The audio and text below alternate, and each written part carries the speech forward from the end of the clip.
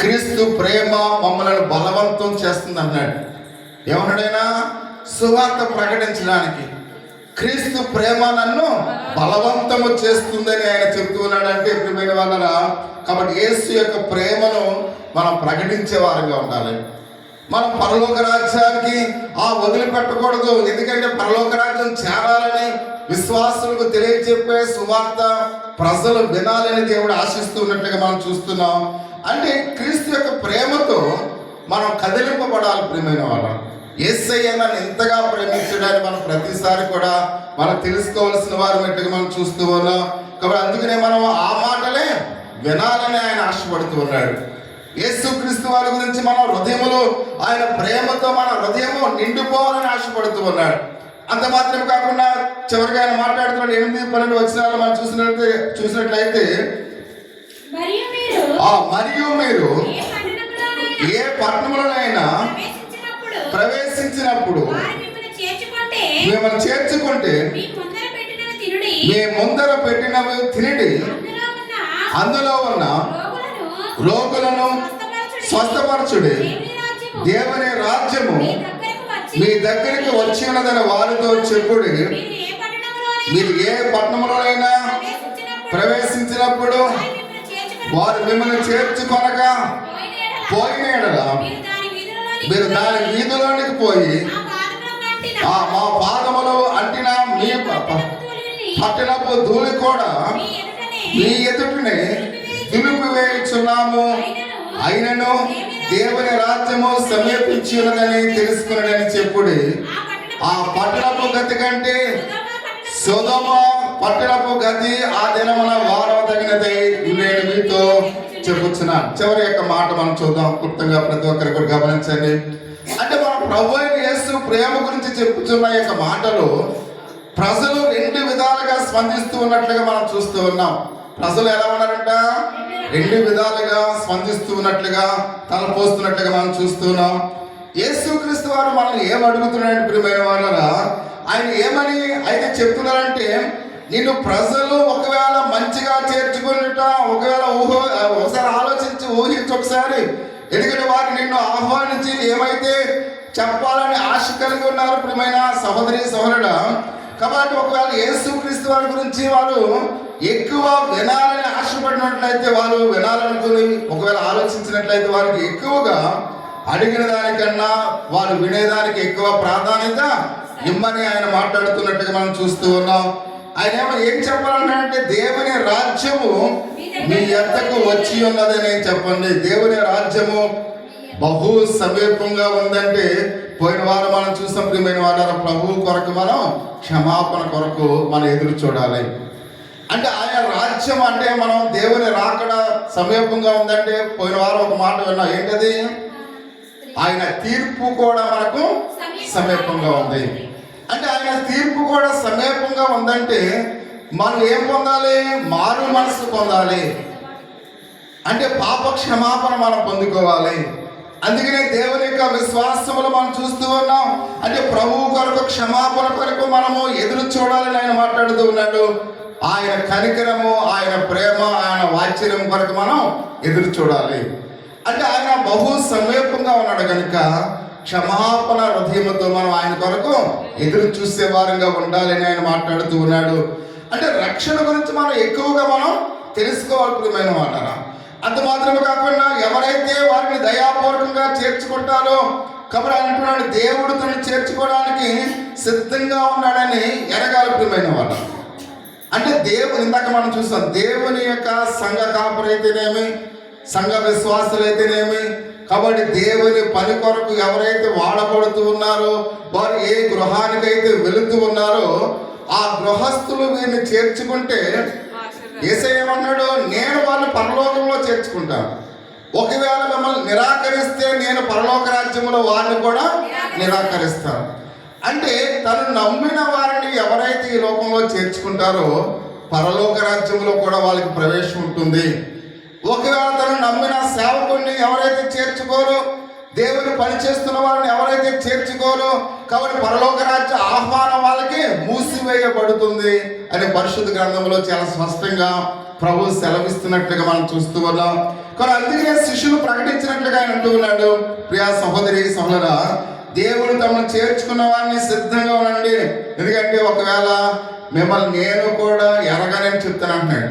దేవుని పిల్లల్ని ఎవరైతే చేర్చుకోరో, దేవుని యొక్క సేవకుని ఎవరైతే చేర్చుకోరో, ప్రభు అక్కడ ఏమంటాడంట, మీరెవరో నాకు తెలియదమ్మా, అమ్మా నేను కూడా పాటలు పాడానయ్యా, నేను కూడా ప్రార్థన చేశానయ్యా, ఎక్కడ మీటింగ్ జరిగింది నేను కూడా వెళ్ళానయ్యా అంటే నువ్వెవరో నాకు అంటే ఇంకా అక్కడ ఆయన నిర్మోహమాటంగా చెప్తూ ఉన్నాడు, నువ్వెవరో నాకు తెలియదు. ఎందుకంటే ఆ సేవకు నువ్వు చేర్చుకోలేదు, నా కొరకు పని చేసేవాడు నువ్వు చేర్చుకోలేదు, కాబట్టి నువ్వెవరో నాకు తెలియదని ఆయన నిర్ముఖమాటంగా చెప్పడానికి ఆయన సిద్ధంగా ఉన్నట్లుగా మనం చూస్తున్నాం.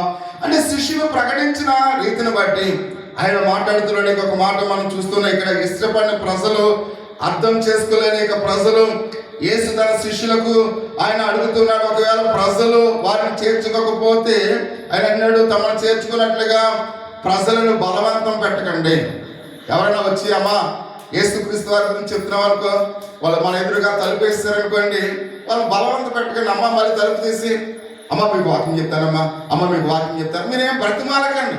ఒకవేళ ఎవరైనా మమ్మల్ని చేర్చుకోకపోతే వెంటనే మళ్ళా వాళ్ళని బలవంతం చేయకండి, అమ్మ నా మాట వినండి అని మీరు ఎవరిని కూడా మీరు బలవంతము చేయకండి అని ఆయన చాలా స్పష్టంగా చెప్తున్నట్టుగా మనం చూస్తున్నాం. వారి వీధిలోనికి వచ్చి తమ పాద ధూళిని ఏమన్నాడు, ఆ దుమ్మును ఆ పట్టణంలో దులుపు వేయండి, ఇంకా ఆ స్థలానికి ఇక్కడ ఏమాత్రం కూడా మీరు వెళ్ళకండి. కాబట్టి వేరొక గృహానికి వెళ్ళండి అంటే ఆ పాద ధూళి ఆ పట్టణంలో దులుపు వేస్తే వాళ్ళ గతి ఎలా ఉంటుంది అంటాడు, సొదొమ గొమొర్రా ప్రాంతంలో ఉన్న వారి గతి కంటే చాలా దరిద్రంగా ఉంటుంది. ఎందుకంటే అది ఏ విధంగా అగ్నికి ఆకుతైపోయిందో వీళ్ళ గతి కూడా అలాగనే ఉంటుంది. అంటే దేవుని యొక్క సువార్త ఎవరైతే చేర్చుకోరో, దేవుని యొక్క సువార్త ఎవరైతే వినడానికి ఇష్టపడరో, దేవుని యొక్క సువార్తను వినడానికి ఎవరైతే ఆ ఆలోచన చేయరో వారి యొక్క పరిస్థితి కూడా ఇలాగనే ఉంటుందని ప్రభు చాలా స్పష్టంగా చెబుతూ ఉన్నట్లుగా మనం చూస్తూ ఉన్నాం. కాబట్టి అందుకే అన్నాడు, ఆ దుమ్మున అక్కడ ఆ పట్టణంలో దులిపి వేసి ఇంకొక స్థలానికి వెళ్ళండి, ఇంకా ఆ స్థలంలో మీరు ఉండకండి అని ఆయన చాలా స్పష్టంగా చెబుతున్నట్టుగా మనం చూస్తూ ఉన్నాం. వారు తమ పాద ధూళి నుండి ఆ పట్టణపు ధూళి దులిపేసినప్పుడు ఆ ప్రజల మీద తీర్పు ఒక చిత్రముగా ఉంది అని మనం చూస్తూ ఉన్నాం. అంటే ఎక్కడైతే నేను అంగీకరించలేదో, దేవుని యొక్క సేవకుని ఎక్కడైతే అవమానించి ఉన్నారో ఆ పట్టణము యొక్క స్థితి వారి తీర్పులో ఉన్నారు ప్రియమైన వాళ్ళు. అంటే అది ఒక చిత్రముగా ఉందని మనం చూస్తూ ఉన్నాం. అంటే అంత మాత్రమే కాకుండా ఎప్పుడు కూడా ప్రజలు దేవుని వాక్యాన్ని నిరాకరిస్తూ ఉన్నప్పుడు, ప్రియ సహోదరి సహోదరా, తమ రక్షకుని అంగీకరించలేనప్పుడు, కాబట్టి దేవుని యొక్క విశ్వాసంలో తన వీపును ఎవరైతే చూపిస్తూ ఉన్నారో, చాలా మంది వీపును చూపించే వారికి ఉంటారంటే ఆ వీపును ఎప్పుడు చూపిస్తాం మనం, ఇష్టమైనప్పుడు. చూడండి, ఇప్పుడు శాంతితోనే మాట్లాడాలనుకోండి, శాంతితోనే మాట్లాడాలనుకున్నప్పుడు నిర్మోహమాటంగా ఇలా చూస్తాం.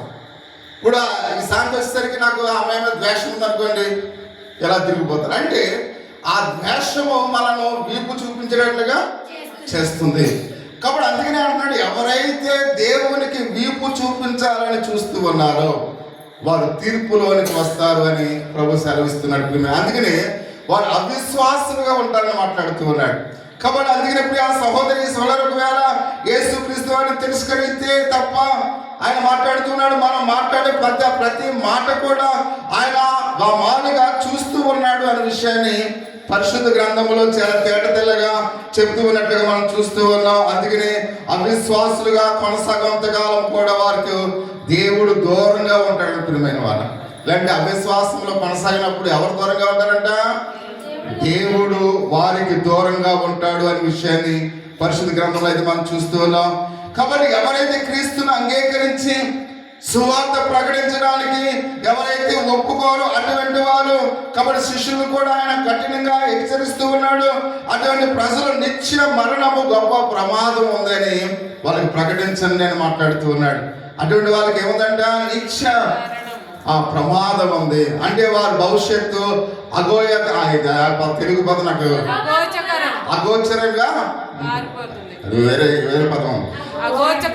అంటే వాళ్ళ పరిస్థితి ఆలోచించడానికి కూడా ఆ మామూలుగా మనం ఆలోచించలేని స్థితిలో ఉన్నారు వాళ్ళు అనే విషయాన్ని పరిశుద్ధ గ్రంథంలో అయితే మనం చూస్తూ ఉన్నాం. కాబట్టి మనసు ఇక్కడ అన్నాడు, మనం మాట్లాడే ప్రతిదాని ద్వారా ఎవరైతే క్రీస్తును వస్తాడని వాళ్ళ ఆలోచన యొక్క స్థితి గురించి ఆయన మాట్లాడుతున్నాడు. తలపేయకూడదని మనం చూస్తున్నాం. పరిశుద్ధాత్మ దేవుడు దేవుని యొక్క వాక్యాన్ని పనిముట్టుగా వాడుకుని ప్రజల యొక్క విశ్వాసంలోని వారిని మనం రప్పించాలనే విషయాన్ని ఇక్కడ మనం చూస్తూ ఉన్నాం. ఈ తిరస్కరించే ప్రజలకు రాబో యొక్క తీర్పు గురించి మనం ఏం చేయాలంట, హెచ్చరిక మనం చేయవలసిన వారమై ఉన్నాము అనే విషయాన్ని మనం చూస్తూ ఉన్నాం. అందుకనే అప్పుడు కూడా మనం ధర్మశాస్త్రాన్ని మాట్లాడుతున్నట్లుగా మనం చూస్తూ ఉన్నాం. కాబట్టి ఇలాంటి ఏక పరిస్థితుల్లో దేవుణ్ణి ఎవరైతే వ్యతిరేకిస్తూ ఉన్నారో, ఎవరైతే ఇలాంటి వారికి ధర్మశాస్త్రాన్ని మనం ఏం చేయాలంట, ప్రకటించాలి ప్రియమైన వాళ్ళు. అందుకనే చూడండి, మనం చూస్తాం ఆరళ్ళ గ్రామంలో మనం మీటింగ్స్ పెట్టినప్పుడు మొదటి రోజంతా కూడా ఆయన ఏం ఉపయోగించాడు, ధర్మశాస్త్రాన్ని ఉపయోగించాడు. కాబట్టి దేవుడు అంటే దేవుణ్ణి తిరస్కరిస్తున్న వారికి, దేవునికి వీపు చూపిస్తున్న వారికి, దేవునికి అవిశ్వాసంలో ఉన్న వారికి ఆ ధర్మశాస్త్రాన్ని వాళ్ళకి బోధించాలి ప్రియమైన వాళ్ళరా. కాబట్టి అందుకనే ఈ ధర్మశాస్త్రం, ఎందుకంటే అవి మాటలు హెచ్చరిక కాదు కానీ క్రీస్తు ఇచ్చిన హెచ్చరిక ప్రియమైన వాళ్ళ. అవి మన మాటలు కాదు, ఎవరిస్తున్నారంట, క్రీస్తే ఇస్తూ ఉన్నాడు హెచ్చరిక. అంత మాత్రమే కాకుండా అంటున్నాడు, ప్రియా సహోదరి సహోదర, క్రీస్తు శిష్యులుగా మనకు దొరికే అవకాశాలను బట్టి మనం సత్యవాక్యాన్ని మాట్లాడవలసిన వారినట్లుగా మనం చూస్తూ మన సందేశాన్ని వారితో పంచుకోవాలి ప్రియమైన వాళ్ళరా. అంత మాత్రమే కాకుండా అంటున్నాడు చివరి యొక్క మాట, ఈ వర్తమానం ఒకవేళ పనిచేయనట్లు ఒకవేళ చూడటం మన బాధ్యత కాదు. కాబట్టి దేవుని యొక్క వాక్యాన్ని ప్రకటించడం మాత్రమే సేవకుని యొక్క బాధ్యత. అది మీలో ఎలా పనిచేస్తుందో అది సేవకుని యొక్క బాధ్యత కాదు. కాబట్టి అందుకనే పదే పదే కాబట్టి మనం మన సొంత మాటలతో మనం ఎవరిని కూడా మార్చలేము. పరిశుద్ధాత్మ దేవుడే వారి యొక్క హృదయాల్లో కార్యాలని చేస్తాడు. కాబట్టి అందుకనే నేను ఈవేళ మార్చిస్తాను వాళ్ళు మార్చిస్తానని మనం ఎవరి దగ్గర మనం చెప్పలేము. ఎందుకంటే మనం ఎవరిని కూడా మార్చలేము ప్రియమైన వాళ్ళు. పరిశుద్ధాత్మ దేవుడు మాత్రమే హృదయాల్ని మార్చగలిగిన వాడు. పరిశుద్ధాత్మ దేవుడు మాత్రమే క్రీస్తులోనికి వారిని నడిపించగల సామర్థ్యాన్ని కలిగిన వాడై ఉన్నాడు అని పరిశుద్ధ గ్రంథంలో అయితే మనం చూస్తూ ఉన్నాం. ఆ వాక్యాన్ని మనం నమ్మినప్పుడు ప్రభు వాక్యాన్ని ఎవరైతే నమ్ముతూ ఉన్నారో దేవుని ఆశీర్వాదములు వారి మీదకు కుమ్మరిస్తున్నాయి ప్రియమైన వారు. అంటే దేవుని యొక్క వాక్యాన్ని ఈ రాత్రి మనం విశ్వసించి నమ్మినట్లయితే దేవుని ఆశీర్వాదాలు మన గృహాల మీదకు కుమ్మరించబడుతున్నాయని మనం చూస్తూ ఉన్నాం. కాబట్టి నిరీక్షణ లేని ప్రజలకు నిరీక్షణ ఆదరణ కలుగు చేస్తుంది దేవుని యొక్క వాక్యం ప్రియమైన వారు.